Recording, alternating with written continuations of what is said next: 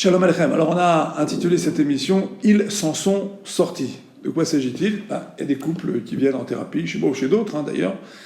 Je vais partager mon expérience. Et ils s'en sont sortis effectivement.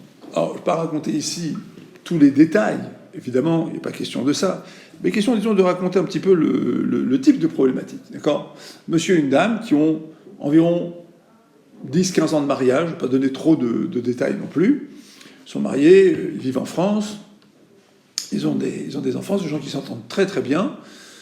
Et un jour, parce que finalement, ils ont du mal à communiquer, ils ont du mal à s'entendre, ils ont du mal à s'expliquer, le ton monte, et puis le ton monte tellement qu'à un moment donné, le monsieur, il en a assez, puis il secoue la madame. Et les voilà maintenant surpris par la violence qui s'est installée entre eux. Et ils prennent contact. Ils n'attendent pas. Tous les deux, ils sont complètement abasourdis, ils sont complètement surpris d'eux-mêmes, complètement bouleversés. Ils sont en état de sidération. Ils ne comprennent pas. Comment est-ce qu'on a pu en arriver là?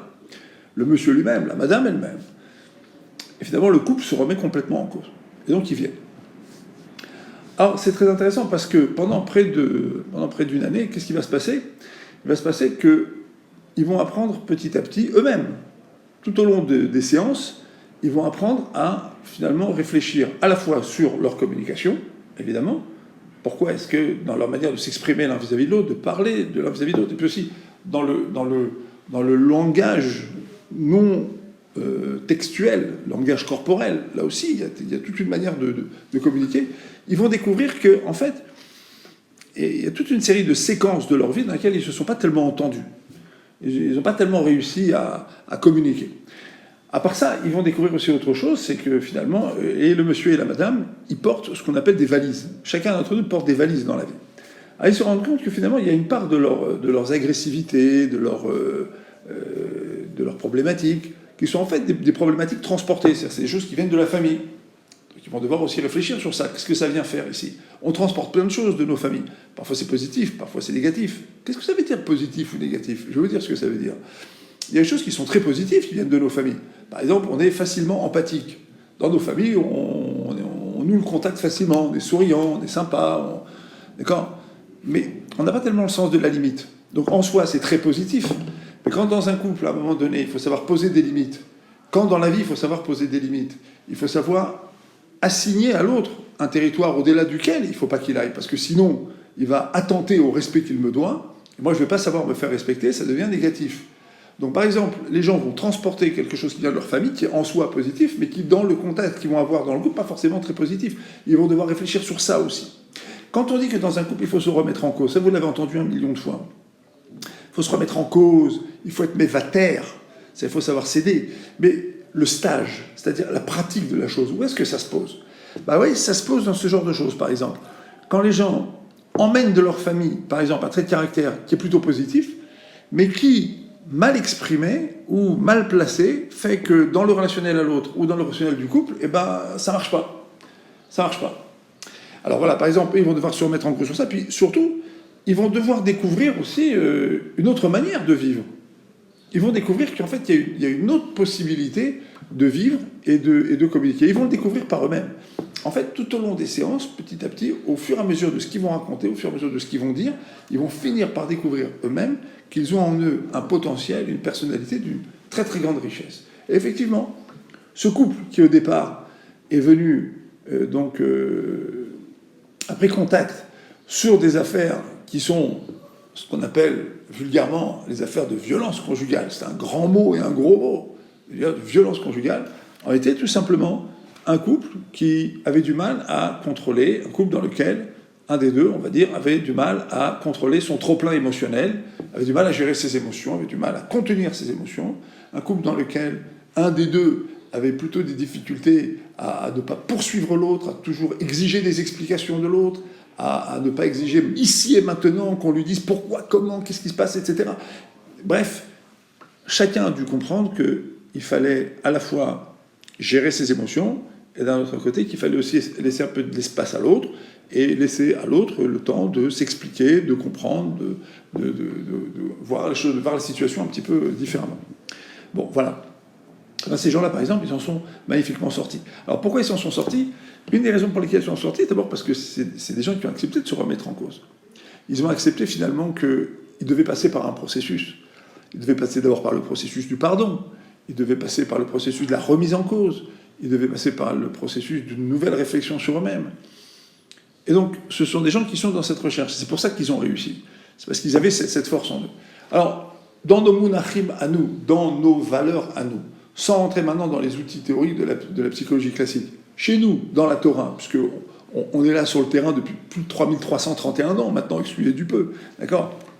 Comment ça s'appelle ça? Mais ça s'appelle la hanava, ça s'appelle la modestie.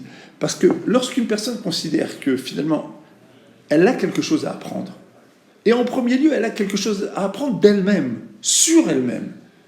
Lorsqu'une personne considère que finalement, même si elle a raison, finalement, elle a quand même un certain processus à passer, que finalement, le problème auquel elle est confrontée est un problème dont elle fait partie, ben finalement, cette personne a une certaine souplesse. Alors en français, ce qui va découler de cette anava, de cette modestie, c'est de la souplesse, c'est de la capacité d'écoute, c'est la capacité du pardon, c'est la capacité de penser que finalement l'autre, il n'est pas si négatif que ça. Et donc ça va donner la possibilité pour ce couple-là de se retrouver. Plus généralement, et pour aller sur la conclusion heureuse de cette histoire, une histoire de couple, l'histoire d'un couple qui débarque en thérapie de couple est une histoire qui ne s'achève pas avec la thérapie. Les gens continuent après. Ils passent par un certain nombre de processus tout au long de leur existence. Et là aussi, c'est le point le plus intéressant, c'est que finalement, après qu'on se soit séparés, régulièrement des nouvelles de ces gens-là, de ce couple, et finalement, ce que je vois, c'est que ce sont des gens qui ont ancré en eux la dynamique de la thérapie. Mais alors cette fois-ci, c'est comme s'ils en avaient fait ce qu'on appelle chez nous un kinyan nefesh. C'est-à-dire qu'ils l'ont adopté comme point d'ancrage dans leur psychisme. Il y a aujourd'hui dans leur psychisme, comme dans un ordinateur, une disquette qui a été rentrée, qui s'appelle se faire sa propre thérapie. C'est-à-dire savoir se remettre en cause, réfléchir, est-ce que finalement j'ai bien agi? Et finalement, même si je pense que j'ai raison, est-ce que finalement je ne suis pas partie du problème? Finalement, comment est-ce que je peux pardonner? Comment est-ce que je peux faire avancer mon couple? Ça fait partie des catégories qui sont des catégories de la thérapie de couple. Alors effectivement, pour nous, dans l'univers français, on a toujours un petit peu un problème avec ça, parce que si vous allez voir beaucoup de psychologues, beaucoup de psychanalystes, etc., ils sont partisans de processus qui sont beaucoup plus longs, qui sont explicables différemment. Et beaucoup vont vous dire, il y a le poids de l'inconscient, il y a le poids de toute une histoire qui est derrière, qui fait que la thérapie doit durer beaucoup plus longtemps, etc., etc. Je pense qu'il y a une grave erreur dans l'école française, dans ce qu'on appelle l'école française, qui est ce problème de la prise en charge. En fait, il faut faire confiance au fait que les gens, nous on dit, lève yodéa tsarat nafsho. Le cœur, il connaît sa souffrance, il sait de quoi il a mal, il sait où il a mal. Donc il sait comment il doit travailler. En fait, un individu, il sait ce qui lui fait mal.